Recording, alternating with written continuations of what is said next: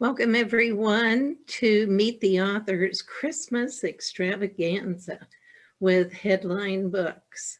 We have two multi-award winning authors with us today, and Rob Hudson and his daughter Lauren.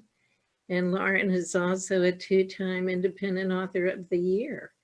They are here to talk about their Students Leading America series. So Lauren, take it away. Hi, everyone. Thanks for coming to this Zoom event and to the Facebook Live if you're on over there.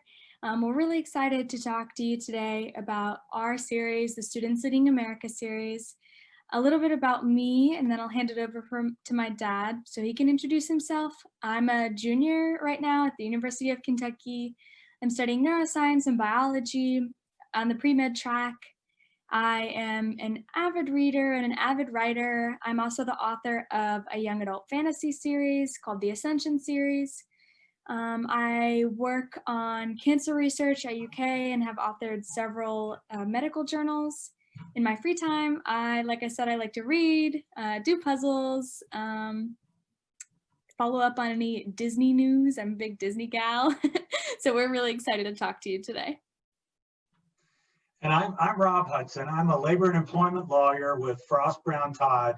So I'm a business lawyer, and it was only natural that writing for a living as a lawyer would transition into and over to writing about business and writing about different aspects of life in America. And it's been a great blessing for me to have the opportunity to write with my daughter. My daughter is a terrific fiction writer. And I write in a little more wonky method with short sentences. The goal as a lawyer when you're writing is to try to be very, very clear so that a judge who's very busy or a clerk who's very busy can read your document and understand it readily. They may not think to themselves, well, this is just a beautiful prose, but they would think, well, I can understand this and I can follow along.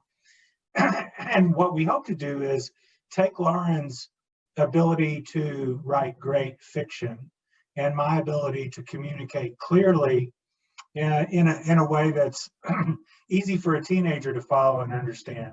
Take those skills and bring them together and communicate life principles and business principles to kids. And so we were able to spend all this time together over the last few years, which again has just been a wonderful blessing. And we're grateful for the opportunity to share our books with you today. Before I move on from this intro slide, I would like to point out the covers here.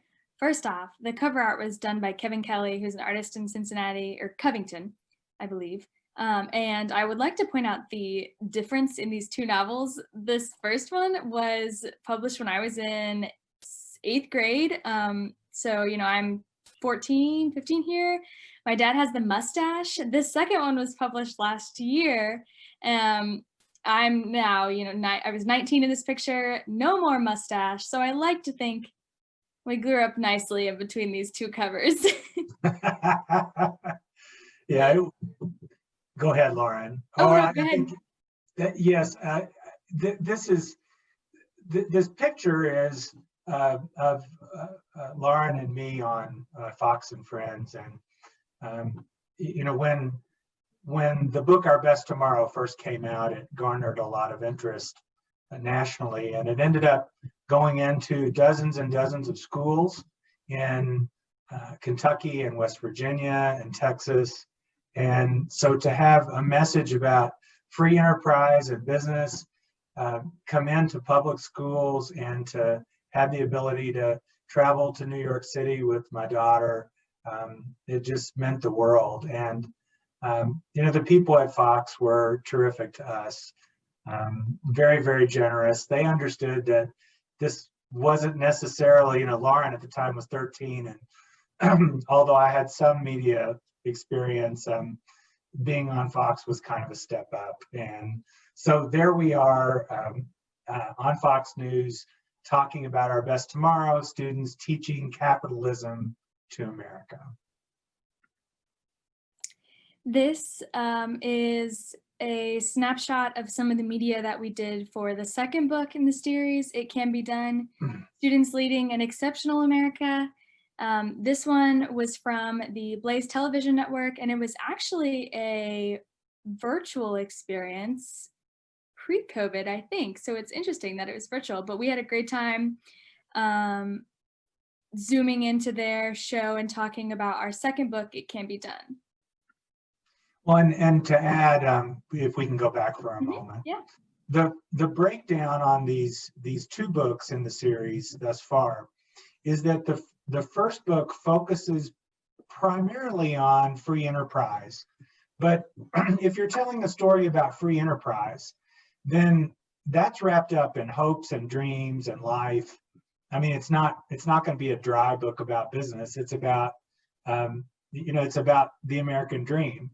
And so that's the focus of the first book. The second book is broader in its scope. It focuses on patriotism, the reasons why that we should feel grateful about our country and our opportunities here. And it covers other aspects of life beyond just business, but still there's a focus in part on free enterprise, even with the second book entitled It Can Be Done, Students Leading an Exceptional America.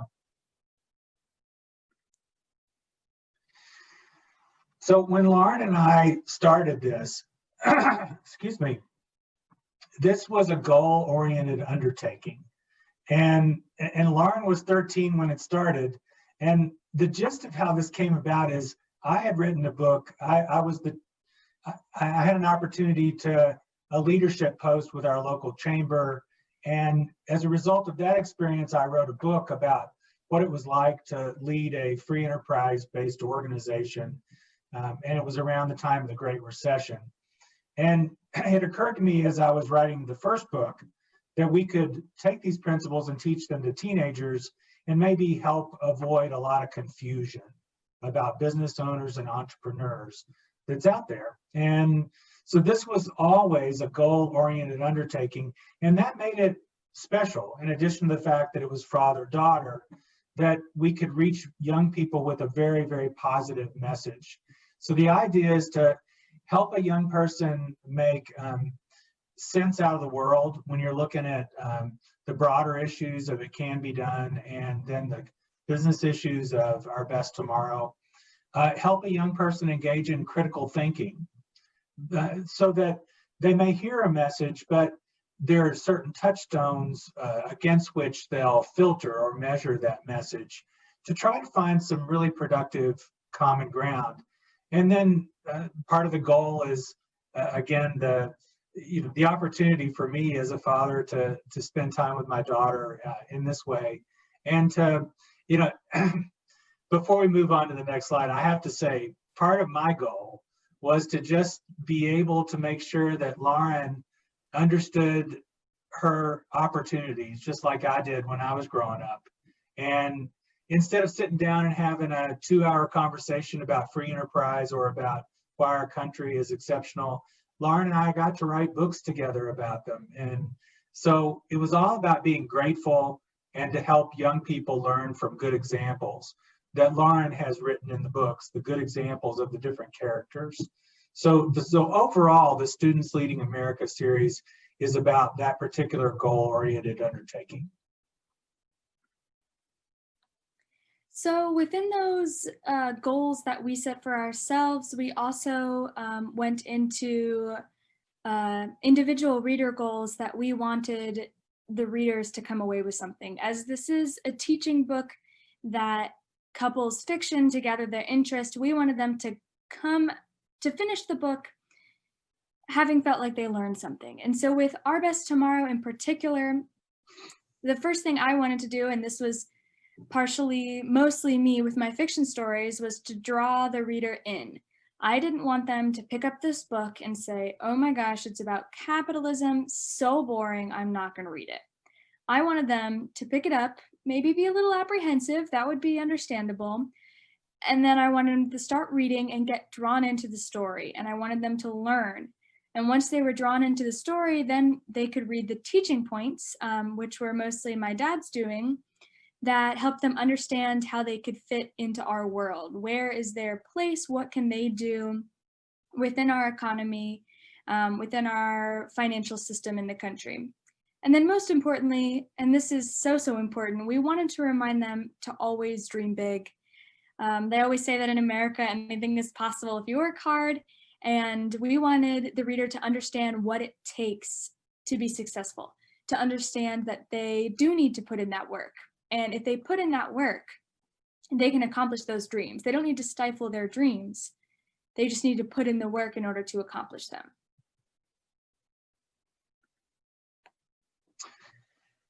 Along the lines of how to reach youth, Lauren wrote, and excuse me, the way the stories came about was, I'll never forget, I was on a flight and I just opened my laptop and wrote a few paragraphs. It was literally 3 or 4 paragraphs. And when I got home, I presented it to Lauren and I just said, babe, do you think you can write these kinds of stories and touch on these various points with your stories? And she said, sure, I'll give it a shot. And it was about 8 weeks later, she had half of the entire book done with her stories. And so the stories are all about youth and the American dream. We wanted to touch on immigrant stories, people with different backgrounds. You know, we have a kid that has some affluence. We had a kid that was more middle class, and we had a kid that really had some struggles. You know, the three friends in the book. So they come at this American experience from different perspectives, and we also you're getting ready to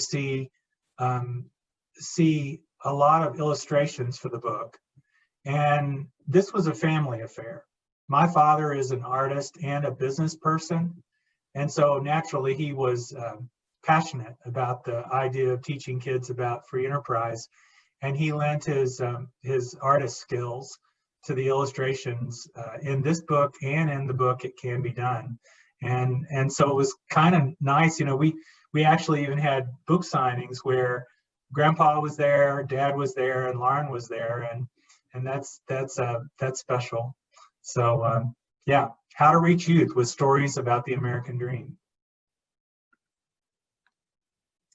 So one of the things we also wanted to paint was their young life, how they grew up, where they came from. And so we opened the story, like my dad mentioned, with an immigrant. We talked about her story and how she came to America. The 2 other characters, he mentioned that one came from affluence. Parents worked really hard to get him where he was today. And so he kind of came into our country with that sort of affluence, but that doesn't mean that he didn't still have to work hard to succeed in the future. And then the other girl, kind of middle class, had some struggles with her family and had struggles of her own. And we wanted the readers to start to wonder at the beginning, what will be their keys to success? What are their struggles? What will they have to overcome? And how will they dig deep inside themselves to achieve those big dreams that we were talking about earlier? This picture here is Jake and Isabella, the 2 characters on the left, teaching Adelaide, who is the immigrant, how to speak and read English. So I thought that was really sweet that they are helping one another and banding together to help a friend in order so she can succeed. One of the things that I truly love about this book is Lauren wrote these stories as a teenager for other teenagers. How special is that when a gifted young person can share these stories, and they really do inspire people who read them. And adults read Our Best Tomorrow, and they seem to love it as well, because there's an innocence when 3 friends meet and form lifelong bonds and help each other through difficulties. You know, all of us have had a best friend, and we might even remember, hey, when did you first meet that best friend? And how did that feel? Lauren captured that in the book. And of course, these kids have struggles. They fight through challenges. Isabella, who becomes a little bit of a heroine in the book, And Lauren, I do not need to give away the book, do I? You have a habit of doing that. Adelaide, she struggled to adapt. But a big message in the book is we need each other. We need our friends, and we can pick each other up and help each other if we're all trying to keep each other on the right track. Another thing that we wanted to highlight is the importance of education. So while they were really, really close when they were young, they went through school together, elementary school, middle school, high school, really kind of grew up together. But just because they grew up together doesn't mean that their journeys were ending there, that was the end of the story. No, in fact, it was actually the beginning. The fact that they worked hard throughout their schooling to graduate was the beginning of their story. Then they were able to head off to college, and there was a bit of emotion there as they went their separate ways throughout college. I know I'm lucky. My best friend and I actually went to the same college. She's my roommate now. And so we wanted to— And the same kindergarten. True, yes. She has been in every class with me since kindergarten. So I am lucky that we never had to go our separate ways, at least not yet. But we wanted to paint that education was really the key to success, and that education is the start of success. I love, before we, and no need to go back to the prior slide, but I loved how Lauren told the story about, which is really one of deferred gratification, you know, that you've got to get your work done and you've got to study hard so that you open up those doors later on in life. And somehow or another, she captured it at age 13. She knew all about what it would take. Jake is the boy of the three friends in the book. He struggles with finding his way and finding how he'll take his talents and apply them. So again, this book is not one where everything's just okay with all the characters. It's not. That's not like life. But Jake does find his way, and you know, one of the ways that he finds what matters to him is helping other people. That we in free enterprise we can make a living helping other people. In fact, that's the best model, is that when we find a skill that we have that's valuable in the marketplace, you can have it all. You can help people and do what you love and make a living at it. And that's what Jake ends up finding in his life. So as I just mentioned, they started with education, but after that, once they graduate, they didn't just immediately get to the top. They didn't immediately achieve their goals. Everyone has to start somewhere. And with Adelaide, the immigrant in particular, we wanted to paint her start as something pretty common. You know, wherever you start doesn't have to be magnificent. It doesn't have to be glorious. In fact, most times it's really, really not. Most times you're just doing the dirty work, the grunt work that no one really wants to do. But eventually you do work your way, assuming you work hard and you put in the work and you're truthful and honest about it. And then ultimately I don't want to give it away, but she does end up working hard in an effort to achieve her goals.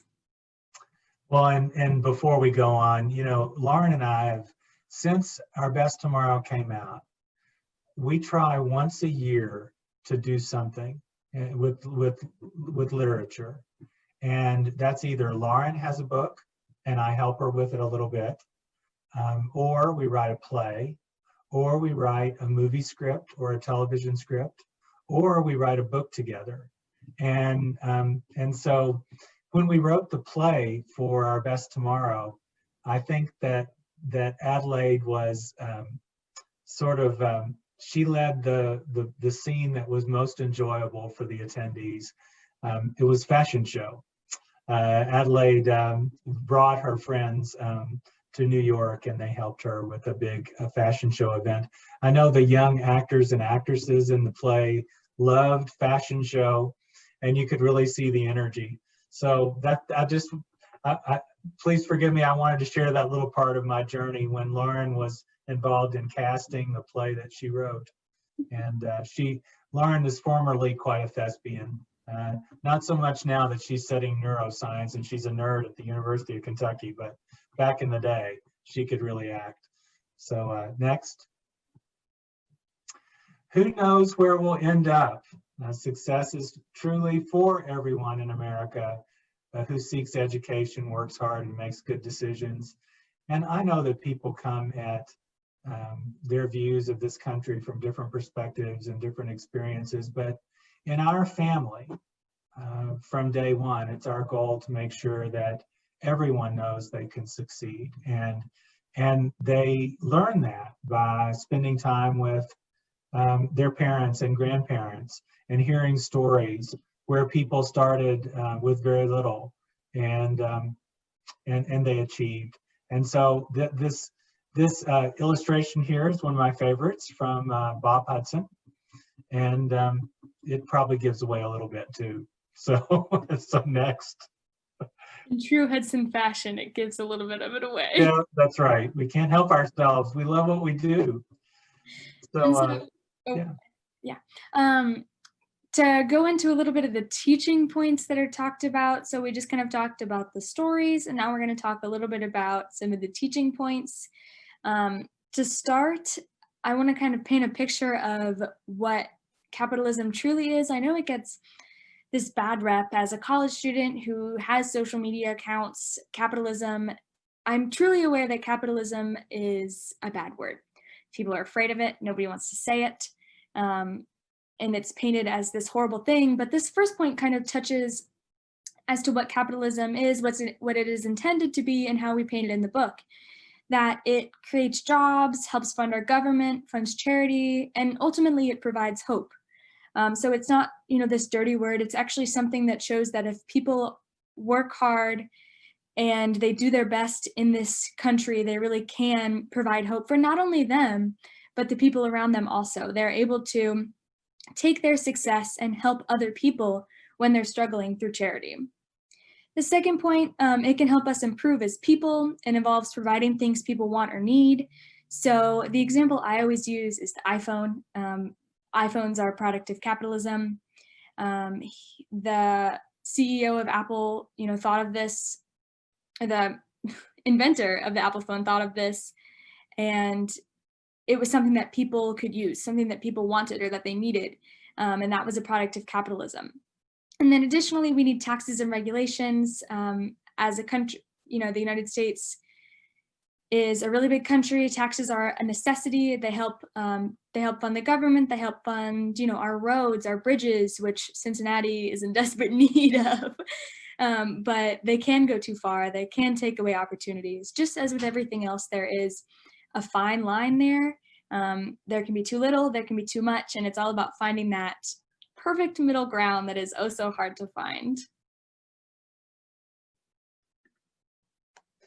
And that's Lauren. Lauren raises the point about the middle ground. Critical thinking is the key.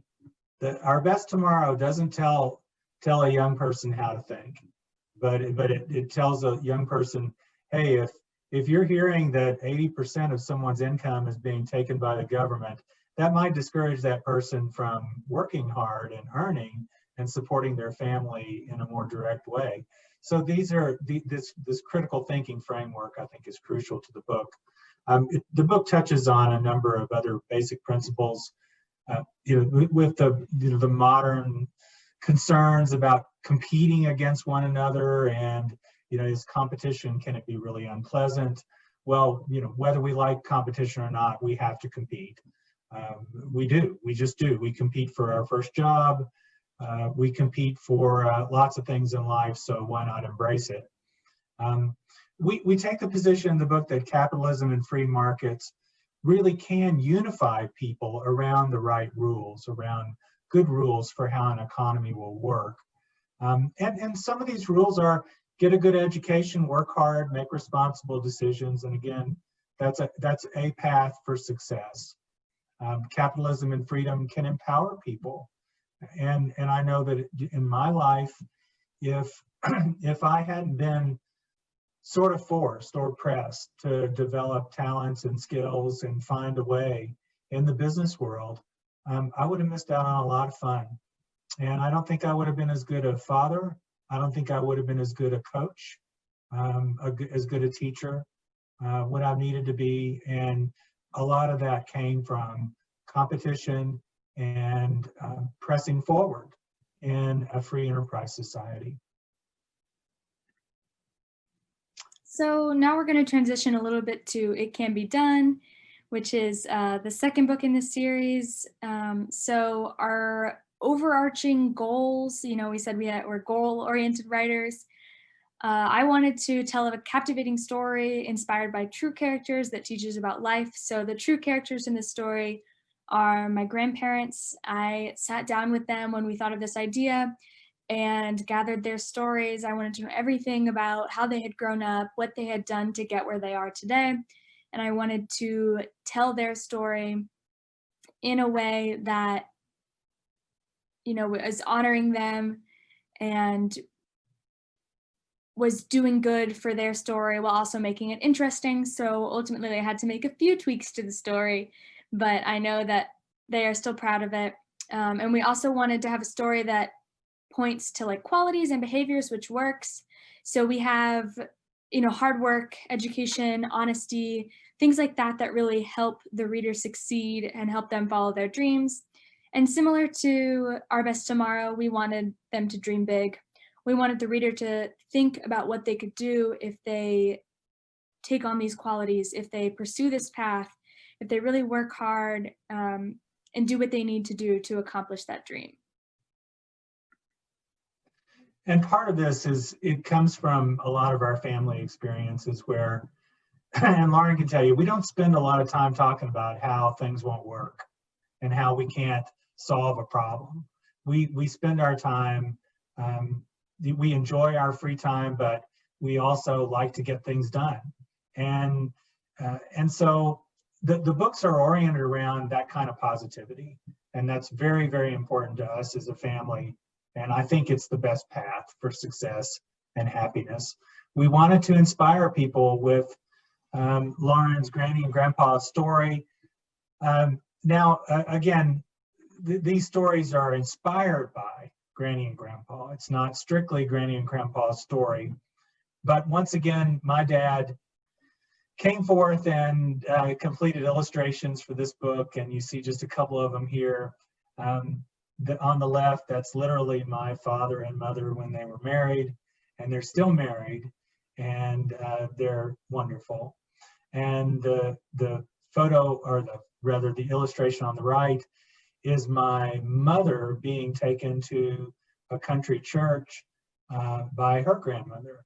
And so Lauren, it was very important for us both to include elements of faith in the story of It Can Be Done. And the teaching point in the book is respect faith, respect everyone's faith. We have to allow people the space and afford them the respect. And it's a central tenet of the founding of our country, of course, with freedom of religion. But all too often nowadays, there's a lack of respect. And while that's the teaching point, the story is beautiful that Lauren wrote, how faith inspires, how faith helps us in our life, and how it gives us the ability to focus on others and something much bigger than what's right in front of our faces. And I love that about Lauren's writing. Your spirit just soars when you read those portions of the story. So in It Can Be Done, we had what we like to call 15 pillars of exceptionalism. And each pillar kind of went along with an aspect of the story. I won't touch on every single one of these, but I'll touch on a few. Respecting faith, that was a really important one that my dad just talked about. We've mentioned we've mentioned education. I want to touch on the point of community. And my grandparents are from Western Kentucky. I know community is really, really strong in certain areas of Kentucky. And this goes back to the idea that we can't do it on our own. that we need people who are helping us. And through capitalism, through this, American ideal of community, if there is someone that is struggling, someone will be able to help. The community rallies around this person, and this is tied in with charity, and that if you have succeeded, you will be able to give back to the community that ultimately helped you when you were struggling. Another point I want to touch on is patriotism.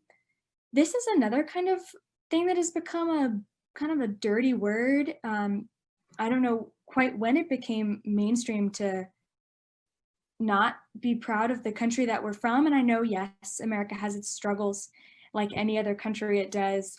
But ultimately, it is important to understand that, yes, there are struggles, but that our country has gone through a lot to get where it is today. And we need to be proud of the freedoms that we do have that, some other countries might not have, and be thankful that we're in the situation that we are, despite our struggles, and despite the things that we and our country as a whole may have gone through. And this last point here forms common ground for analysis of government, public, and personal issues. These 15 pillars, when taken together, ultimately should not be divisive. They should be something that people agree upon, that you explain them and they think, oh yeah, that's something I want to do. That's something that makes sense to me. And they can agree on that point, serving as common ground, and then can work out the things that they don't agree on while coming back to that point that they do agree on, to remember that everyone has the end goal in mind of making our country better, of improving themselves, their family, their community.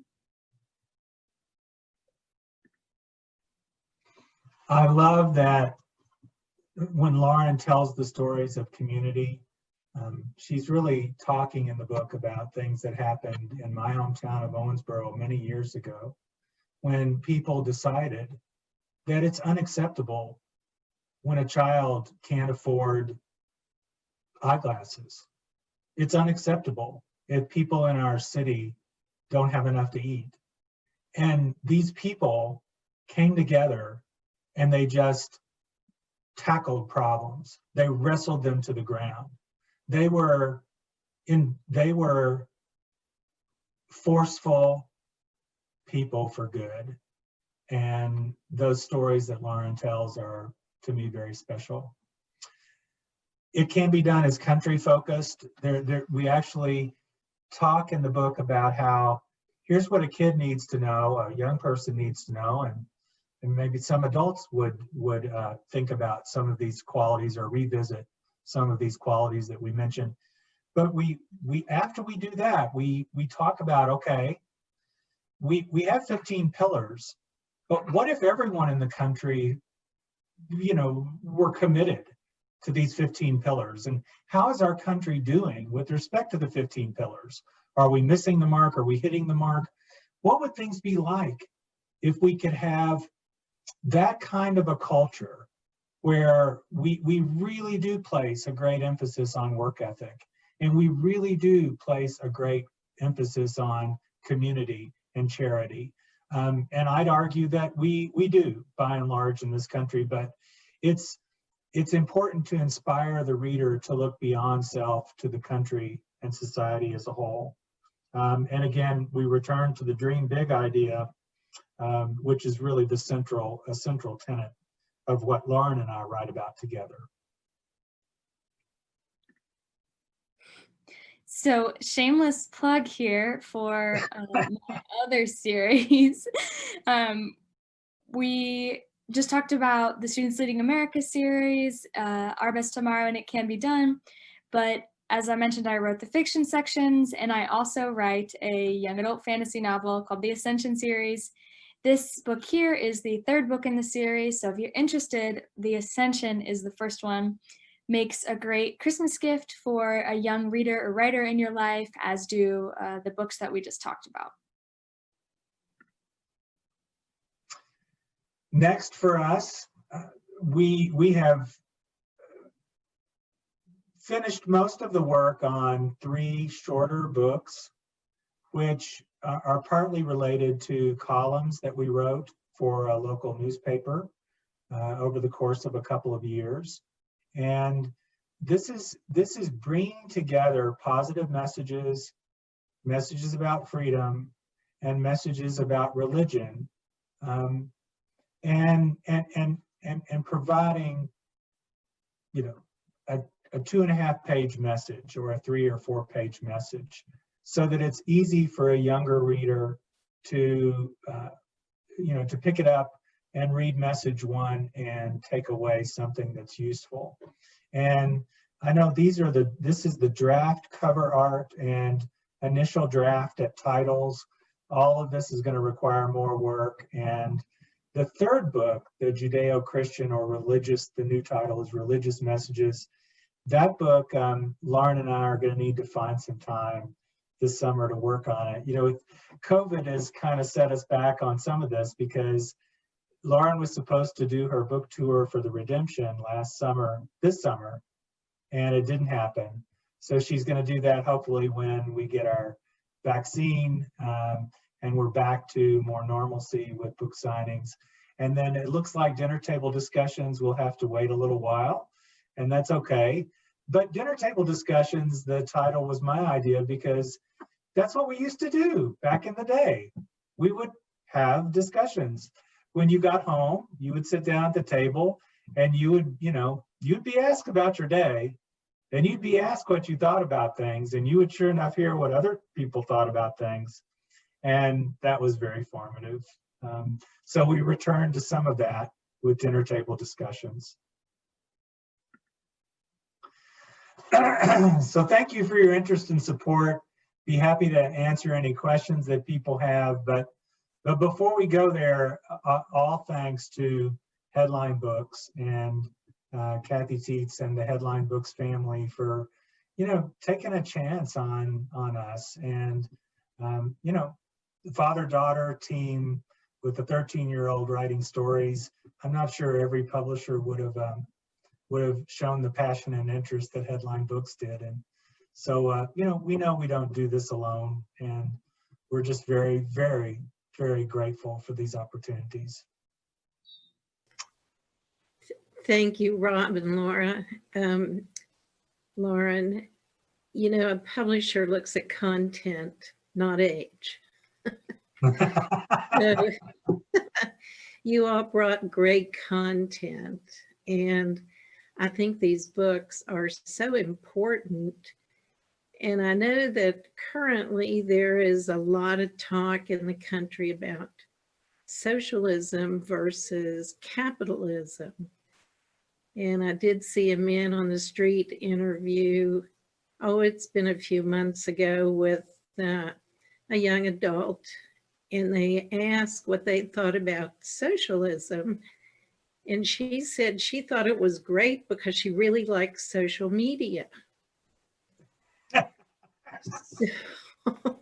So I wondered if you could give us a brief overview of the difference between capitalism, free enterprise, and socialism.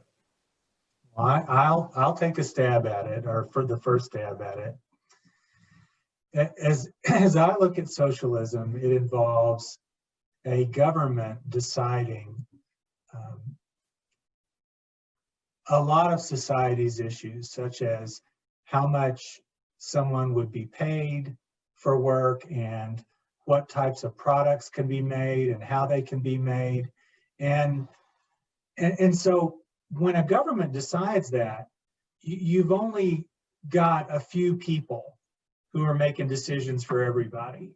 And that doesn't work as well as having literally millions or tens of thousands or hundreds of thousands of motivated people who are making decisions for themselves and for others. And that's free enterprise, is where people are determining what is my talent and how can I apply that in a way that helps other people. And in doing that, make a living for myself and for my family. And so that free enterprise model, where we identify talents and we have the autonomy to move into a free marketplace with lots of options, is really special. And history has shown that when just a few people make decisions, that there's not enough dynamism and opportunity to really have a country that thrives. And, you know, no matter what you think about, you know, Joe Biden or people who talk some, other people who talk some about socialism, this country is still a free market country. And the election didn't change that at all. But if, you know, when talking with young people, I equate free enterprise with freedom and opportunity, and I equate socialism with someone controlling our path to a future. And I tend to be an independent person in that regard, and I certainly gravitate to free enterprise, and I've seen it work again and again and again, and lift people up. And Lauren, what's your perspective? Your perspective is probably more helpful as a younger person. You know, you were talking about age, Kathy, and I'm glad you don't look at age, you look at content, because I'm too old and she's too young. So we wouldn't have made the cut. What do you got, babe? I definitely agree with you on those points. It's interesting for me to provide a perspective on this because in college, typically capitalism is a bad word and socialism is a good word. And it's just so mainstream for people to say that they support socialism, but my fear is that they don't quite understand the consequences. They like the idea. They like the idea that everyone is what they believe on an equal playing field, that everyone starts in the same spot, and that everyone is able to have quote unquote equal opportunity in that perspective, but they're not thinking in the long term. They might not be thinking about the consequences. And similarly, they might just hear capitalism and think people don't have equal opportunity. People there are people who are struggling and think that that in itself is just negative. And they don't potentially see some of the positive consequences that could come if the system were to work correctly. One, you know, just a quick follow-up about people who struggle and are struggling, you know, and Lauren and I have written, and we've written some and we're writing a lot more about our faith. And, you know, our blessings, our ability to earn and achieve in a free market system, that comes with a responsibility. And that responsibility that we have in our faith, in our Christian faith, that responsibility that we have is to step up and help other people, and to take those blessings that we have and to make sure that we're mindful of our obligations. And I've thought that the ability to make these choices for all the right reasons, to achieve and to earn and to help, really are at the core of a free enterprise system. Whereas the alternate system depends on depends on government edicts, which are not voluntary. I mean, they're not. And as we said earlier, we need regulation, we need taxes, we need that for society, we need it for safety, we need it for good government. But there have to be some natural limits to that. Otherwise, we're all going to struggle, I think, going forward. But that's sure a long-winded answer on my part, Kathy. I'm sorry about that. But you got to hear from the primary author here, Lauren. Well, I think you both spoke to that very well. And I want to point out that these two books can help a young person find financial independence. That's what free enterprise is about, whether you decide you want to own your own business or get a good job. These books speak to both of those outcomes for a career. And I know that, Rob, that we have been able to put hundreds of these books into middle grade and high schools.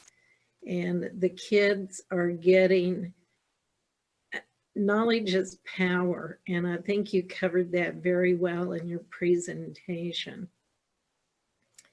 So do you all have any final words? Well, you talked about the new books that are coming up. Those look fantastic. I'm really excited to hear about that. Was this a brainchild of both of yours? Well, Yeah. Go ahead, Lauren. it was kind of a culmination of some work we had already done with columns. We worked together on columns for our local newspaper about, positivity, about finding common ground, about freedom and liberty. And my dad kind of thought of the idea of, we are less likely to sit down at the dinner table and have those discussions now.